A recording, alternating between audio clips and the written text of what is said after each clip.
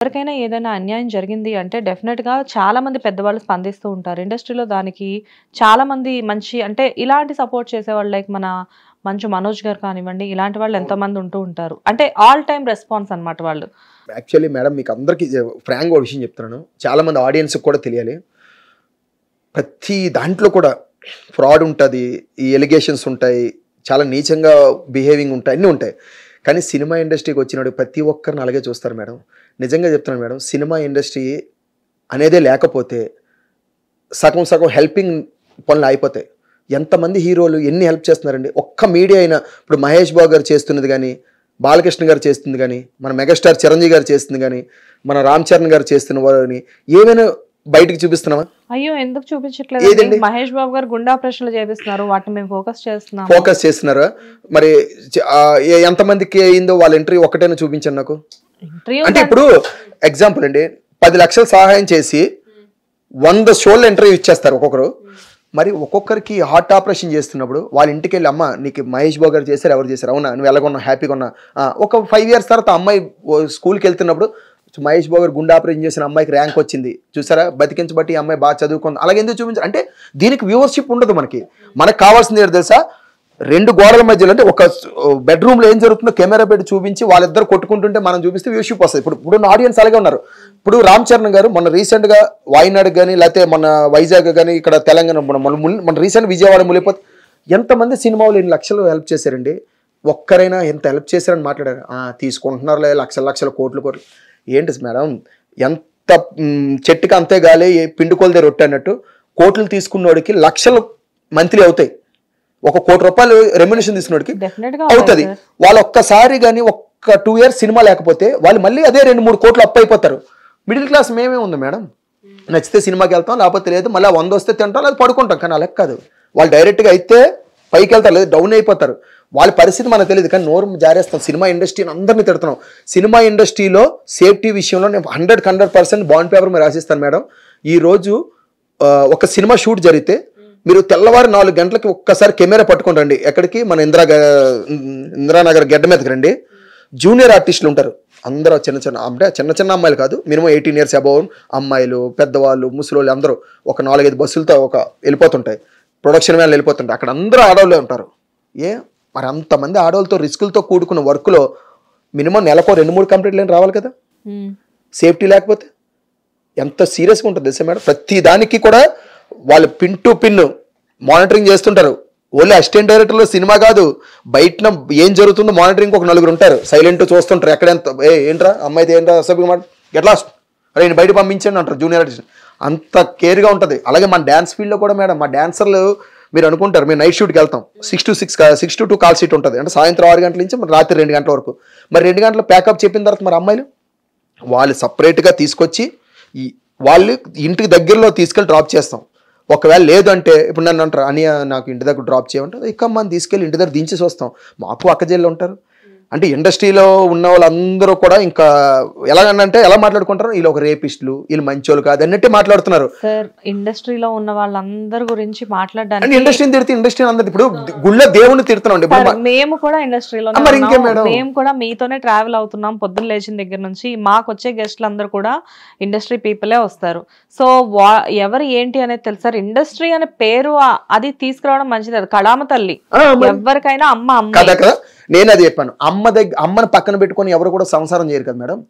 తల్లిని తల్లిలో చూస్తాం. మేము తెల్లవారి 4 గంటలకు లేచి చల్లనీళ్ళతో స్నానం చేసి నా తల్లి మాకు అన్నం పెట్టే తల్లి అని గబగబా వెళ్ళి స్నానం చేయకుండా ఏ ఒక్క డాన్సర్ కూడా స్నానం చేయకుండా రాడు. చాలామంది డ్రింకింగ్ అలవాటు ఉంటుంది, డ్రింక్ చేయకుండా వస్తారు, స్మోక్ కూడా చేయరు కొందరు సెట్స్ లో. సార్ ఇదంతా కాదు సార్, ఇప్పుడు డ్రింక్ స్మోక్ ఇది కాదు. ఇప్పుడు మీరే చెప్పారు ఆడవాళ్ళకి సేఫ్టీ అనేది డెఫినెట్ గా ఉంటుంది, పిన్ టు పిన్ మానిటర్ చేస్తారు అని చెప్పేసి. సరే sir, pin to pin monitor చేస్తున్నారు కదా, పిన్ టు పిన్ మానిటర్ చేసినప్పుడు క్యారవాన్ టాపిక్ ఎందుకు వచ్చింది? సరే క్యారవాన్ టాపిక్ వచ్చింది పక్కన పెడదాం. క్యారవాన్ టాపిక్ తో పాటు రీసెంట్ గా పుష్ప సెట్ లోకి వెళ్ళి ఆయన కొట్టారు అని చెప్పేసి ఎలిగేషన్ ఎందుకు వచ్చింది?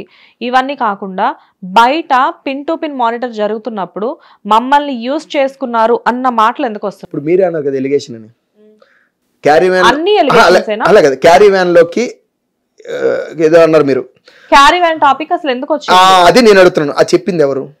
ఎవరు చెప్పారు? ఆ అమ్మాయే చెప్పింది కదా. అమ్మాయి అసలు ఇంటర్వ్యూ ఇవ్వలేదు కదా ఇప్పుడు వచ్చి. ఆ అమ్మాయి ఇంటర్వ్యూ ఇవ్వలేదు, బట్ ఆ అమ్మాయి ఏదైతే కేసు ఫైల్ చేసిందో ఆ చార్జ్ షీట్ లో అవన్నీ మెన్షన్ చేసింది కదా. చార్జ్ షీట్ లో మెన్షన్ చేశారు ఏమని, క్యారీమ్యాన్ లో నన్ను ఇలా అన్నారు, ఇలా చేశారని. ఆ అమ్మాయి వచ్చి నోరు విప్పినంత వరకు దాని గురించి మీకు కానీ నాకు కానీ కనీసం అది అనుభవించిన జానీ మాస్టర్ గారు చెప్పిన దాకా కూడా ఎవరికి తెలియదు. ఎందుకంటే మనం ఊహించుకొని మాట్లాడటమే. ఒకడొచ్చి అంటాడు నేను చూశాను అంటాడు, ఒకడొచ్చి అది జరిగింది అంటాడు. ఇది క్యారీ వ్యాన్ విషయంలో, క్యారీ వ్యాన్లోని ఎంట్రన్స్ లో ఒక సీసీ కెమెరా ఉంటుంది మీకు తెలుసు కాబట్టి ఆ సీసీ కెమెరా ఫుటేజ్ వాళ్ళ దగ్గర ఉంటుంది నిజంగా జరిగి ఉంటే. ప్లస్ ఇంకొక విషయం, పుష్ప సెట్ లో కొట్టారు, బయట ఉంటుంది, లోపల లేదు స్టెప్స్ దగ్గర ఉంటుంది మేడం. స్టెప్స్ దగ్గర ఉంటుంది కానీ బట్ లోపల ఏం జరుగుతుంది అలా కాదు. లోన్ జరిగినప్పుడు ఒక విషయం అండి, ఇప్పుడు ఇక్కడ కొట్టినట్టునే ఆ డోర్ తీసుకొని నవ్వుకుంటూ వెళ్ళాం కదా, చిన్నది ఇలా మైండ్ బురదించుకొని వెళ్ళడం, లేకపోతే ఇలా పట్టుకోవడం, లేకపోతే ఏదో జరగలా కొట్టడం, లేకపోతే ఏదో జరిగినా ఆ ఫీలింగ్స్ వేరే ఉంటాయి వెళ్ళేటప్పుడు, బయటికి వెళ్ళేటప్పుడు ఈజీగా మనకి రికార్డ్ అవుతుంది. ప్రతి ఒక్కరు కూడా దాన్ని ఉంచుకుంటారు, వదలరు. కానీ అలాంటి చిత్రంగా సెట్స్లో అలాంటివి జరగవు మేడం. ఒకవేళ అది జరిగింది అని అంటే విత్ ప్రూఫ్స్తో చూపించండి, దానికి నేను జరిగినందుకు నేనే మీకు క్షమాపణ చెప్తాను మా ఇండస్ట్రీ తరపు నుంచి. ఎందుకంటే ఆన్ సెట్స్లో ఏమీ జరగదు. ఓకే పుష్ప సెట్లో కొట్టారు అని అన్నారు కదా, మేబీ అది జరిగే ఉండొచ్చు, కొట్టే ఉండొచ్చు, కొట్టకపోయి ఉండొచ్చు, అది పర్ఫెక్ట్గా మనం చెప్పలేం. కానీ కొట్టి ఉండుంటే మాత్రం తప్పే. యూనియన్లో అయితే పరిగెత్తాం, ఆన్ సెట్స్లో మాత్రం జానీ మాస్టర్ గారు పర్ఫెక్ట్గా ఉంటారు. నేను రీసెంట్గా ఇంకో ఇంటర్వ్యూలో కూడా చెప్పాను, మాచర్ల నియోజకవర్గం షూటింగ్ జరుగుతుంది, రానుంటున్నది. ఆ రోజు ఉమెన్స్ డే, దగ్గర ఒక 80 మెంబర్స్ దాకా ఉన్నారు గర్ల్స్ సాంగ్లో. ఇది సేమ్ ఈ మూమెంట్ రానంటుంది, స్టెప్స్ మీద ఉన్నాం ఆచార్య సెట్. 80 మెంబర్స్ ఉంటే 80 మెంబర్స్ కూడా ఉమెన్స్ అంటే రెస్పెక్ట్ చెప్తున్నాను. అందరికీ కూడా minimum 150 Dairy Milk chocolates, each 150 తీసుకొచ్చి అందరికీ హ్యాపీ ఉమెన్స్ డే చెప్పి ఉమెన్స్ విషయంలో పర్ఫెక్ట్గా ఉంటాడు ఆయన. ఇది ఎందుకు జరిగిందో, ఏం జరిగిందో, ఎలా జరిగిందో అనేది ఆ దేవుడికి తెలియాలి, వాళ్ళిద్దరికే తెలియాలి. ఇది కోర్టు పరిధిలో ఉన్న కేసు కాబట్టి దాని గురించి ఎక్కువ మీరు మాట్లాడకూడదని నా ఉద్దేశం. సార్ ఆయనకి ఉమెన్ అంటే రెస్పెక్ట్ లేదు అని మనం అనుకోలేము. ఎందుకంటే ఇప్పుడు చాలా మంది టాప్ యాక్టర్స్ తో ఆయన వర్క్ చేసి ఉన్నారు. సో యాక్టర్స్ని వాళ్ళని రిపీట్ చేస్తూ ఉన్నారనమాట. అంటే హీరోలే కాదు, హీరోయిన్స్ని కూడా చాలా మంది, ఇప్పుడు ఫర్ ఎగ్జాంపుల్ పూజా హెగ్డే లాంటి వాళ్ళని, ఆయన బిహేవియర్ ఎంత బాగుండకపోతే వాళ్ళు అదే కొరియోగ్రాఫర్ని రిపీట్ చేస్తారు. అండ్ దాంతోపాటు వాళ్ళకి ఏదైనా ప్రాబ్లం అయితే డెఫినెట్గా వాళ్ళ మీద కంప్లైంట్స్ అనేది చేస్తూ ఉంటారు. బట్ ఇంతో ఎవరికి ఎటువంటి ప్రాబ్లం లేదు. అండ్ ఈటీవీలో చాలా షోస్కి ఈయన జడ్జిగా వచ్చారు. వచ్చిన వాళ్ళందరినీ కూడా చాలా అప్రిషియేట్ చేస్తూ ఉండేవారు. అండ్ అఫ్కోర్స్ ఈఎంఐ కూడా అలానే వచ్చిన అనుకోండి. ఎస్. అయితే ఇవన్నీ కాదు సార్, ఉమెన్ అంటే రెస్పెక్ట్ ఉన్నా ఏదున్నా కానీ, ఏ మనిషి అయినా కానీ, ఇప్పుడు నాకు జెంట్స్ అంటే రెస్పెక్ట్ ఉంటుంది, మీకు ఉమెన్ అంటే రెస్పెక్ట్ ఉంటుంది. కాకపోతే ఏంటంటే మన పర్సనల్ అనుకున్న వాళ్ళ దగ్గర ఎక్కడో అక్కడ మనం ఏదో ఒక చిన్న మిస్టేక్స్ చేస్తాం. ఎందుకంటే వాళ్ళు మన వాళ్ళు అని చెప్పేసేసి ఇక్కడ వీళ్ళిద్దరి మధ్యన బాండింగ్ క్రియేట్ అయినప్పుడు అక్కడ వాళ్ళిద్దరి మధ్యలో ఏం జరిగిందో మనకు తెలియదు. కానీ సుమలత గారు ఇచ్చిన స్టేట్మెంట్ ని బట్టి ఆ అమ్మాయే జానీ మాస్టర్ని ట్రాప్ చేసింది అని చెప్పారు. అది ఎంతవరకు నిజం, అది చెప్పండి మాకు. అంటే నాకు తెలియదు మేడం, ట్రాప్ చేసిందని మేడం గారికి ఎప్పుడు తెలిసింది? ఆమె ఎప్పుడు తెలిసిందని చెప్పట్లేదు కదా, ట్రాప్ చేసింది నా భర్తకి ఏమీ తెలియదు, నా భర్త అమాయకుడు అనే చెప్తున్నారు కదా ఆవిడ. ఇప్పుడు అంటే సుమలత గారికి జానీ మాస్టర్ గారు హస్బెండ్ కాబట్టి ఆమెకు తెలియని విషయాలు కాదు ఇవన్నీ, ఎందుకంటే she is also one of the choreographer కదా హస్బెండ్. ఇప్పుడు నేను ఫర్ ఎగ్జాంపుల్ శశి వర్మ గారికి